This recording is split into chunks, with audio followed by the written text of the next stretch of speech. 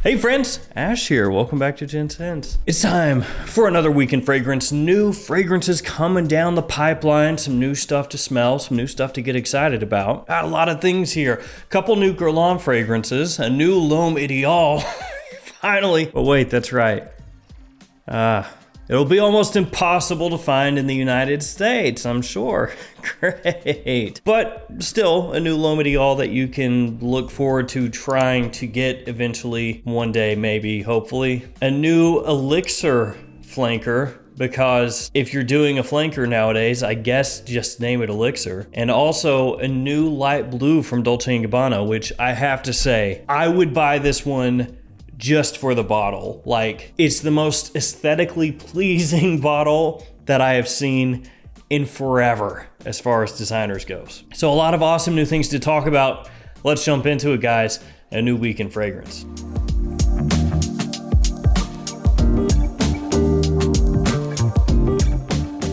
And I'll have a link below in case you want to check out a little more info on these bad boys. And before we jump into these, let me hit you with those codes really quickly. I'll make it quick, I promise. It'll be painless. Gents 10% off, maxaroma.com, twistedlily.com. Save money at those websites. Gents 2023, 10% off, luckyscent.com. Save some money at that website. Or so avant-garde, Ashton 20% off. It should be Gents 20, I swear, but it's not. It's Ashton 20. Or like Ash 20. Come on. And also, I've been seeing the rumblings, which I'm sure a lot of you have as well, about a new Phantom coming, a new Paco Rabanne Phantom, but no hard info on that just yet as far as name, notes, etc. So we're not talking about that one here today, but just be aware that that is on the horizon as well. All right, let's quickly get this Elixir out of the way just because. Antonio Banderas, the icon Elixir, which I don't know about you guys, but I saw Puss in Boots at the movies not that long ago. Friggin' awesome. But yeah, new fragrance in Antonio Banderas is the Icon line, and this one is the Icon Elixir, because like I said, man, Elixir is happening right now. That's what's hot. I could almost imagine like they were coming up with the name for this one, and, you know, sitting around a little table, and somebody was like, look, Elixir is what's happening right now. That's what's hot, that's what's selling. And they all just were like, yes, Elixir. On the journey to success over time, only true icons remain. Nobody can be successful except yourself. Follow your principles and leave your mark. Why Elixir? What? Why Elixir? The Icon Elixir brings a new intensity that represents the pinnacle of every successful man. The new bottle perfectly complements the Icon universe. It harmonizes well with the rest of the fragrances and at the same time is perceived as the most intense and premium option. Let's freaking go! Elixir combines the seductive power of a powerful woody accord with the fragrant and carefree edge of lavender to create the unique and exclusive to the Icon Elixir. That's just jacked up. The soft and sensual personality of the woody accord expresses masculinity and character. All right, that's good. So here we go. A top of cardamom, a mid of lavender, and a base of sandalwood. That's a whole lot of talking for a whole little note breakdown. So this line, the Icon line, it does have a little following, you know, people that very much enjoy it because typically at discounters you can find it for an affordable price, and they are often very wearable fragrances that are easy to grab, spray on, and go. So there you have the newest Elixir, the Icon Elixir. But let's move forward to some bigger dogs, some bigger fish to fry as far as fragrances go. Let's talk about that new light blue, then we'll jump into the Guerlain. So this one is light blue summer vibes. Now the name, you know, maybe that leaves a bit to be desired. Summer vibes is just one of those nothing names. It's just like, summer vibes. But the bottle, holy crap, that looks awesome. Now some people might be like, no man, that bottle looks like my mom's china. Maybe it partially does, but it also looks awesome. I love the look. So obviously this is the new light blue summer flanker, or the new summer vibe from the Dolce Gabbana light blue line. And these are sometimes a little hit or miss. Like Italian Zest, I didn't really like a whole lot. But then Forever and Italian Love, yeah, I like these ones a lot. Kind of rindy citrus in the opening, I think smells awesome. These are fantastic. Now, one thing I do notice, and it's not like this is a big deal or anything, but when you look at Summer Vibes. They have reverted the cap back. Let me show you what I'm talking about here. So here is Love is Love, light blue, Love is Love. Notice the cap. This is the original kind of light blue style of cap.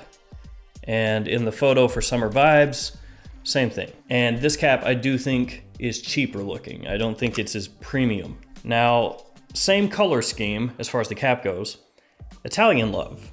You can see the difference there. This cap style is the original Dolce Gabbana Pour Homme cap style. And I do think it gives the fragrance a more premium look. I think it looks nicer with this style. So I do find it a little bit interesting that the light blue flankers before these had the old cap style, and then they went to this cap style for these two, and then have switched it back again, which I'm assuming they just think that this cap style looks better with this bottle. I don't know, but I think it would look better the other way. Doesn't matter.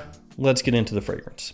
Light Blue, the iconic perfume for men from Dolce & Gabbana, the essence of Dolce & Gabbana's joy of life and temptation. The whole essence of a sunny summer day is contained in a vibrant, fresh, spicy, and sensual fragrance of the Mediterranean Sea. The classic fragrance of Light Blue for men meets the aromatic freshness of cypress and Sicilian lemon. So we don't have the full note breakdown on this bad boy as of yet, just the bare bones essentially gleaned from the ride up there. Lemon, cypress, and woody notes. And of course, with this being a light blue fragrance, and with it making mention of the Mediterranean Sea and just the whole aesthetic here, you can pretty much be guaranteed that there's going to be some sort of aquatic vibe to it. And of course, they do also tell you right off the bat there that it's going to be an aromatic fresh fragrance. So expect a little bit of a potential herbal vibe here, a little green to the scent. I wouldn't expect an overload or anything like that, but maybe more so than in the previous flankers that we've had, which have mainly been focused around citrus. But this could be a nice little change of pace, honestly. It gives you something a little bit different, having an aromatic edge to it, potentially a more noticeable woodiness in the base as it dries. That would be nice as well. With a really vibrant, fresh opening with a little maybe pop of fresh spice, as it says. Maybe it'll be a light blue with a little more substance to it. All I know is none of that matters. It could be horrific and I would still buy it just so I could have that sick bottle and be ultimately disappointed when I spray it on. But I do think that it's going to be good. I have high hopes here that this is going to be a fantastic release. All right, Guerlain time. We got two. First up, let's do Habit Rouge, Rouge Prive. The ride-up is as such, a legend that transcends generations, a true affirmation of audacity and elegance. Like virtuoso cellar masters, the Guerlain perfumers create a new blend. From the secret reserve of the perfumers to sublimate the elegance of Habit Rouge, more distinguished than ever. A masterful reinterpretation of the myth, an exceptional vintage with accents of spirits.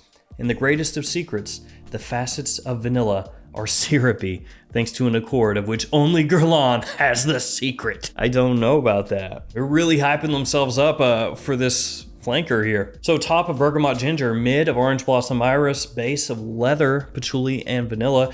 And they do make mention here of an accent of spirits, which, assuming they are not talking about the bottles being haunted, should have a boozy touch to it, a boozy edge. Now, truth be told, if you scrape away all of the fluff there, yeah, I'm super interested in this one. You're telling me the fragrance has iris, a rich vanilla, of which is so good, so freaking good. Only you guys have the secret as to how you've accomplished it. Plus a nice booziness, some leather in there, and the easiest combo to pull off ever off the top, citrus plus ginger, always smelling so good. You've got my attention. Now, there is the possibility, like a lot of Guerlain fragrances right now, that it is a little difficult to find in the US at discounters where most people like to shop that are in the fragrance community. Maybe you have to order it from Harrods or something, not sure, if you want to find it easier, I mean. But yeah,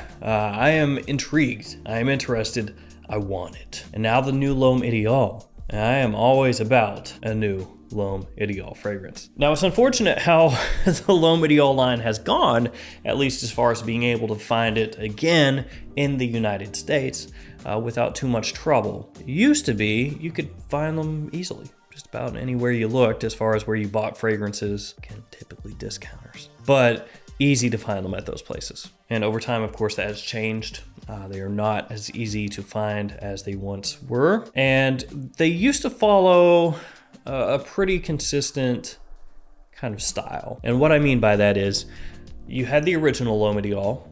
Most people think of that more as like a fall and wintertime fragrance. After that, L'Homme Ideal Cologne, more a spring summertime fragrance. And then after that, it was another fall-winter fragrance. The year after that, a spring-summer fragrance. The year after that, a fall-winter fragrance. The year after that, a spring-summer fragrance. You see what I'm saying? So that's how it went, alternating fall-winter, spring-summer, fall-winter, spring-summer, year after year from 2014 to 2020. So here we go, the new one. L'Homme Ideal Platine Prive. This concentrate of ideals is like the men of today, modern and singular. I think they meant that to say modern and single. Like virtuoso cellar masters, where have I heard this before?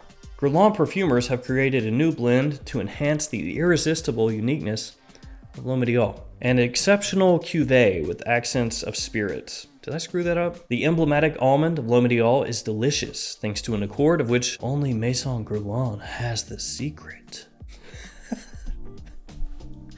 I don't know, I really like it. So this one has a top of grapefruit essence and bergamot, a mid of green almond and neroli, and a base of musk and vetiver. Like the presentation, I really like the presentation because not for nothing, but the L'Homme Ideal line looks boring to me now. All the bottles look the exact same. You just have the different name on the front there. I don't really dig that. I liked before where they had, you know, the different color around the edge of the bottle, the different scheme on there. I thought that looked really nice. At least this one, you get a different color scheme going on. You get that, you know, kind of gray smoked look according to this picture of the bottle. And you know, the more you think about this, the more it does seem like this is going to be kind of like the office fragrance of the L'Homme Ideal line or something. Just the name, the note breakdown, it is very simple right now. Maybe they add more notes to it. I can't say for sure, but vetiver, of course. I mean, look at how many different office fragrances that stars in. The almond would work together very well with this note breakdown into being one of those classier office / business casual kind of fragrances. So it wouldn't surprise me if that's what we got going on right here. It does say once again in the write-up that there is an accent of spirits, just like the last one that we talked about. So again, either Guerlain messing with the Ouija board or there's a booziness that's not noted in the note breakdown. So that could add a nice little intriguing edge. All right, let's finish this up with Nautica Pure Blue, just because. Celebrating National Fragrance Day by introducing the new clean fragrance for men, Nautica Pure Blue, structured around fougere and marine notes like the vibrant energy of blue eucalyptus and the pronounced warmth of Madagascar vanilla. Okay. I am a clean fragrance, minimalistic, and vegan formula. Nautica. Okay. I guess that's on the box, right? Like you read the box and that's what it says. Top of citrus, mid of blue eucalyptus, base of sandalwood, vanilla, amber. I would anticipate this to be quite synthetic smelling, very basic, but it's possible that it's going to be like a decent buy once it hits that lower price range. Once you can pick this up for a very good price, maybe it's worth it for some people as a kind of like cheapy everyday wear fragrance for spring and summertime. But just wanted to make you aware that that is coming. Obviously, I'm not really hyped about that one, but the ones that I am hyped about, the Dolce Gabbana and the two Guerlain. Gotta get those. Absolutely all three of those. The second I see them, I will buy them. You have my money already. You just don't know it yet. So there we go, guys. Some upcoming releases. Let me know which of these you're looking forward to the most. Let me know, is it the Guerlain or is it the Dolce & Gabbana? Which one wins out for you? Stay safe out there, guys. I'll see you tomorrow with another fragrance video. See you later.